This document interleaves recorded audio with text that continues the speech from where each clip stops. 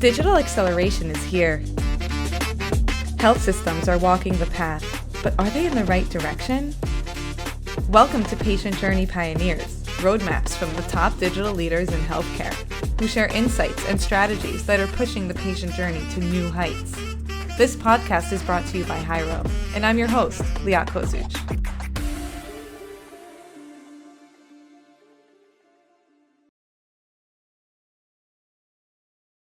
So, welcome to our third and final special Pre-ViVE episode of Patient Journey Pioneers. This is part 3 of a 3-part mini-series covering every aspect of one of the most important digital health events of the year. Today's Patient Journey Pioneer is Sara Vaezy, EVP, Chief Strategy and Digital Officer at Providence, and the ViVE 2023 speaker. So, Sara, thanks for hopping on the pod. Are you excited for ViVE?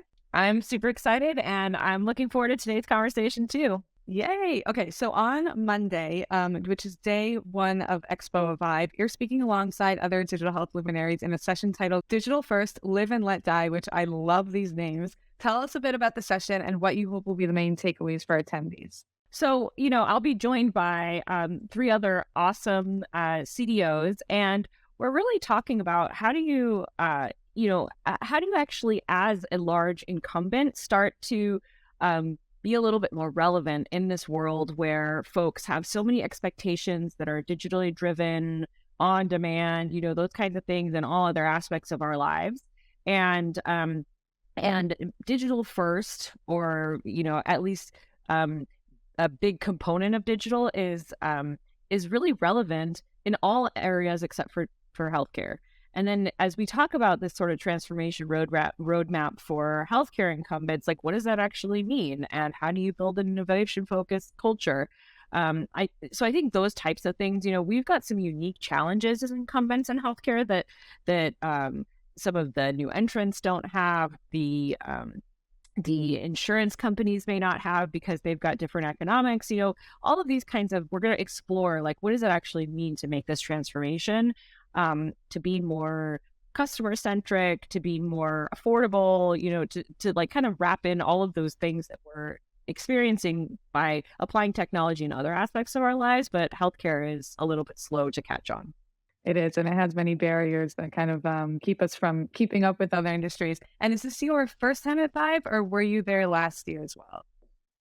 This is going to be my first time at ViVE, so I'm looking forward to it. I was at Health this past year, but I'm looking forward to ViVE partly because it's got that health system and sort of incumbent angle to it, because we still deliver the most amount of care at scale across the country and frankly the world, we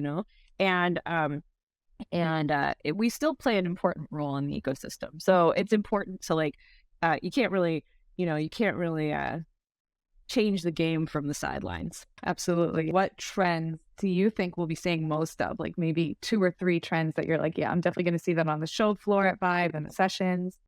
Well, from a technology perspective, I think there's general trend toward talking more and more about infrastructure and the big changes that we need to be making and investments we need to be making in healthcare infrastructure so that we don't rely on exclusively relatively old school, monolithic technologies, but rather taking advantage of the power of the market. So, and the innovation that's out there and all these like great founders and just great options that are emerging.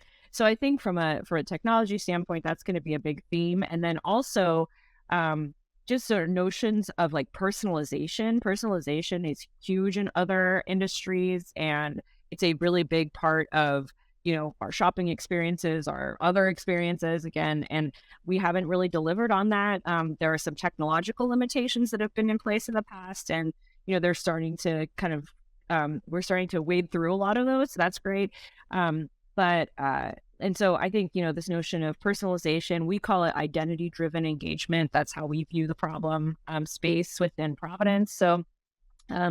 So I think those will be a couple themes that we'll see, and then convergence of different spaces.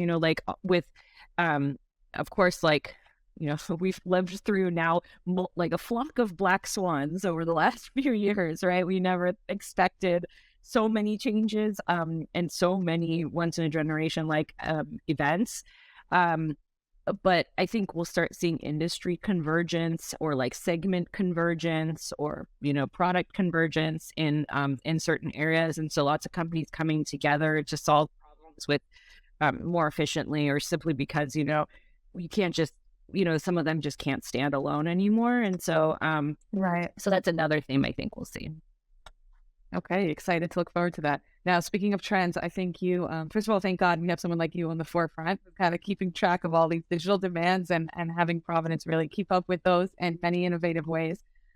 This kind of leads me to a term that you're coining, the digital healthcare flywheel. So the flywheel is a well-known and widely practiced strategy in the world of business and commerce. But I wonder, if you could explain to me and the audience how it can be applied to healthcare and more specifically to patients. Yeah, absolutely. We spend a lot of time talking about the flywheel, and there's different levels of it too. So there's like a business kind of flywheel, which is the concept of like, what's the internally coherent story for your business and all the pieces that kind of work together in order to make it a truly great company, right? Like that's one version of the flywheel. Mutually reinforcing pieces of the same, kind of strategy.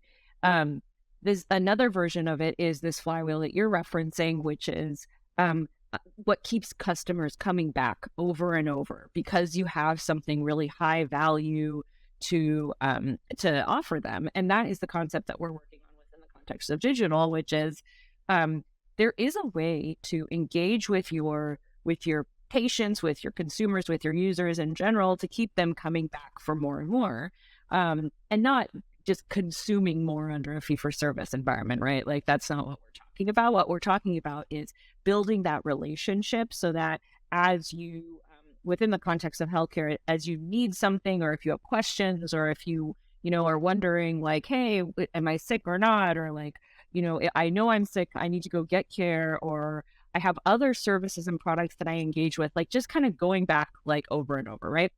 And so, so that's the concept that we've been working on within the context of digital. And we haven't had that in healthcare for a number of reasons. There are actually regulatory reasons why you can't, like, for instance, offer loyalty programs in the traditional sense in healthcare. But more fundamentally than that, we typically only engage with folks on a transactional or episodic basis, right? There really isn't that treatment of a person as a whole person, and looking at the full breadth of their needs, building out an ecosystem that addresses the full breadth of those needs, and doing it on a personalized in a personalized manner rather than on sort of like a cohort driven or persona driven manner. And so all of those things have been kind of barriers in the past, but going back to our infrastructure point, as we get some of that technical chassis in place for how you can actually do that, it'll make a big difference. Then you can build programs and services on top, and then all of those things together can function as bringing a flywheel together. So that the key is just make things relevant and useful to people. It's really not a mystery, right? And then they'll want to come back. And we just haven't done that because we only apply it in very narrow scenarios when folks are sick or injured. And when the idea is to extend that beyond those sort of very narrow situations. So I assume Providence is really on its way to creating this type of approach. How are you turning this into reality today? And what other digital innovations are going on? If you could let us in on some inside scoop over at Providence for better patient experiences. The idea of identity-driven engagement is going to be the technical chassis for that. And so it's this notion of understanding who a user is, right, by their identity around, them as a whole person. Again, so it's the identity, it's the account creation around that person, it's the connectivity of data and experiences and products and services around that person, and the integration around that, around a profile for an individual that's the first piece. The second piece is, okay, use those things to light up individual experiences across channels, web, mobile, in targeted outreach, etc. It's again not to drive consumption; it's to drive appropriate utilization of the health related, not just healthcare related, but health related content, services, programs, products, etc. The third piece is you don't want to just keep it limited to the things that we serve the system as from a Providence, like from a we serve, because we can't do everything, and nor should we do everything. There may be other partners that are better suited. And so connecting, having integrations into that full breadth of other products and services out there is a third component. And then the fourth is know what you're getting out of all of that, right? And we have this concept that we've been talking a lot about, and others use this concept as well, around RODI, return on digital investment, right? That's a really important thing. And that's been one of the big challenges of digital health, is demonstrating value to the user, to the system, to the ecosystem. And so that's the big, we're building that technical chassis, and then we can layer a lot of other products and services on top of that. So that's one big body of work around identity-driven engagement. Another body of work is, and these two things go very close, hand in hand together closely, which is around navigation. We often make it very difficult for patients to kind of make their way around, and their, healthcare is extremely complex. We expose them to all sorts of complexity on the back end, like just the whole, like, think about the, bill payment process and like insurance and all of that. Like the financial side of things is so complex, and it's like, how the heck is a person supposed to know? Even I can't read an EOB. I don't, and I've been in healthcare for a long time. So anyway, so we're working on a navigation platform that is actually based on it's got kind of we have a large language model and a conversational element to it, so folks can ask us questions in real life, and then we can understand, based on our language models, what is the question that they're actually asking, and then guide them to the workflows that will help them get their task completed. So that's another big body of work that we're working on. And of course, these two live very close. These two kind of big product areas live together, and they're all multi-channel, and they live, so our navigation platform, for instance, lives on all of our digital channels as well. So those are some of the things that we're working on. So refreshing to hear how even you can't read like the whole bill payment process, and you've been in healthcare for so long. So it's refreshing to also see, some latest innovations that are helping to simplify all these complex situations, especially when the patient is in his or her most vulnerable state, right? They're dealing with Exactly. that vulnerable situations, and it's like, let's make it easier. So again, as I said, thank God people like you are on the forefront who are so conscious of the problems and the solutions. I heard you speaking on a Becker's podcast episode about the beauty of bringing in partnerships and integrations and not having to reinvent the wheel. Sara, I know you have a busy day ahead. I guess my last question really is, when I have you back here towards ViVE 2024 in a year from now, what do you think it is we'll be discussing as far as trends or something that, you're predicting into the future? Well, it's interesting, and we're on the heels of the Monday following the Silicon Valley Bank collapse, and I think we'll be having some, and this is one incident, true. However, of course, there were other banks that were affected as well, and but we talked about black swan events, right? A little bit. The view of the world is going to change, and these types of events that are major due to the digital connectivity, due to our economic reliance on all this, like, sort of like global sort of view of everything, and the interdependencies and the reliance on one another. I think one of the things that we'll be talking about is just, how do you actually, what are we all doing in this kind of environment? I was actually talking with our CFO over the weekend, and I was saying we should really have a point of view around, how do you view innovation in this context, right? And like Silicon Valley Bank in particular was a close partner of many startups in the technology space, whether it was life sciences or software or what have you. And so there's more of a direct impact. And then health systems are exposed to the challenges associated with these types of events as well. And so all these things are connected, right? And I think what we'll be talking about is how do you deal with all of it? And what we can talk about is, and actually, like, strategy is often talked about, like, making choices in uncertain environments and all this like fancy schmancy stuff.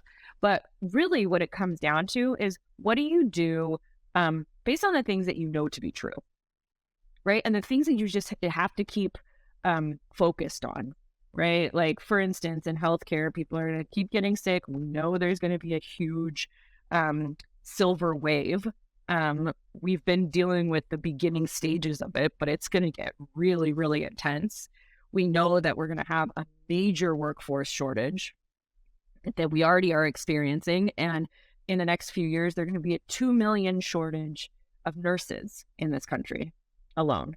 And so with all of these things that we know, then what do we do, right? Know to be true. Don't worry about the stuff that you can't predict.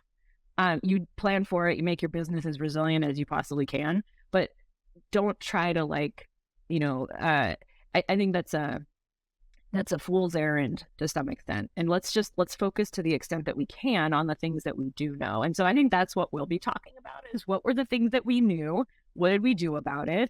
And how are we, sort of accelerating the pace at which we do things about it in a more streamlined, focused way. I love it. Love it. Sara, Providence is lucky to have you, really. I mean it when I say that. And I want to thank you for taking your time out of your busy day to join us on the final Pre-ViVE episode of Patient Journey Pioneers. Can't wait to catch you at ViVE and give you a hug. And for all our listeners headed to Nashville, I'd love to see you there too. I'll leave a link in the show notes to book a quick chat. And Sara, keep doing what you're doing. Thanks so much. Thanks for having me. Looking forward to seeing you at ViVE. Thank you for listening to Patient Journey Pioneers, brought to you by Hyro. Subscribe to our podcast on your favorite listening platform. See you on our next episode.